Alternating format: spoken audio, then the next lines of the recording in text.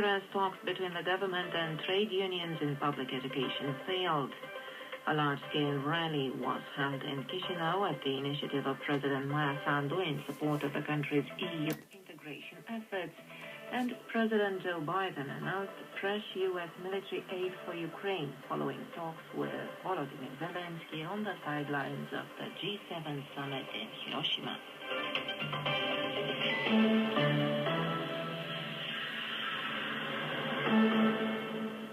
On Monday, the staff in Romania's public undergraduate education will be on strike, the trade unions in the sector announced after Sunday's meeting with government officials. The protest will continue until unions have received a credible solution from the government, the leader of the kHz Trade Union Federation, Marius Nistor, said. The government put forth clear deadlines for the endorsement of the new salary law and promised pay raises for non-teaching staff, which, according to unionists, would only amount to €20 a month. Financial incentives for entry-level teachers and experienced staff teaching in underprivileged areas have also been proposed. The higher education staff will also go on token strikes as of Monday, the head of the Alma Mater National Trade Union Federation, Anton Hadar, announced. Trade unions said negotiations would continue in the coming days.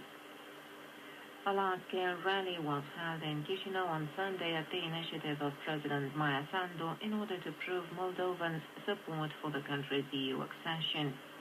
Europe is the Republic of Moldova. The Republic of Moldova is Europe. Moldova is not alone, the President of the European Parliament, Roberta Metsola, said in Romanian at the European Moldova National Assembly.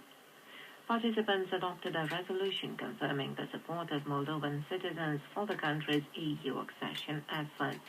The rally takes place as the Republic of Moldova, an EU accession candidate country, would like to begin accession negotiations by the end of this year.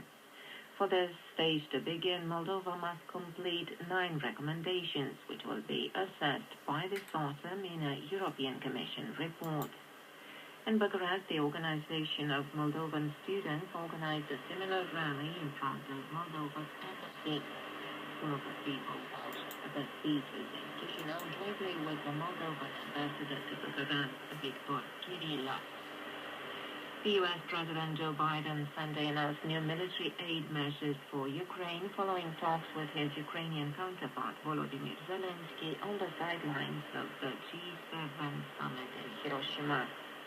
The new aid package will consist of ammunition, artillery, and armored vehicles, Joe Biden explained, just days after approving the provision of F-16 fighter jets to Ukraine. According to Reuters, the new package is worth up to $375 million and is designed to strengthen Ukraine's defense in the war against Russia. The British Prime Minister Rishi Sunak also announced in Hiroshima that his country would start training Ukrainian pilots this summer to support Ukraine's air forces in the conflict. Rishi Sunak added that no one wants peace more than Volodymyr Zelensky, but a terms for peace, he added, should be based on Ukraine's principles. In the 3-day summit in Japan, the G7 nations voiced their willingness to stay by Ukraine in the long run. The Romanian Foreign Minister Bogdan Aurescu takes part on Monday in the meeting of the EU Foreign Affairs Council in Brussels. The EU foreign ministers will discuss measures to mitigate the effects of Russia's aggression in Ukraine and the situation in the Horn of Africa. The EU officials will also touch on the bloc's commitment in Central Asia, the developments in Tunisia, the relations between Armenia and Azerbaijan in the context of high-level EU diplomatic contacts with both countries.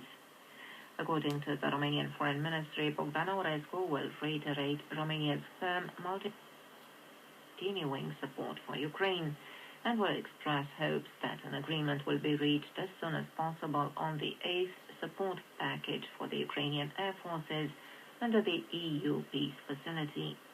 Minister Aurescu will also highlight the importance of keeping pressure on Russia by consolidating sanctions and will reiterate the idea of setting up a special international tribunal for the crime of aggression to prosecute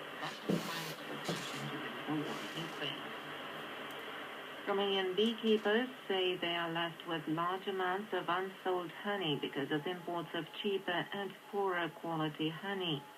The head of the Romanian Beekeepers Association, Ioan Feta, says the situation is particularly serious as last year's yield was a lot smaller than in previous years. Last year, beekeepers saw modest yields, but they could not even sell those, precisely because of these dumping practices, obviously explained by the fact that that honey is not in line with EU regulations. And that was the news. This is Radio Romania International, broadcasting from Bucharest. Sunday Show. Hello and welcome to Sunday's regular magazine feature, Sunday Show.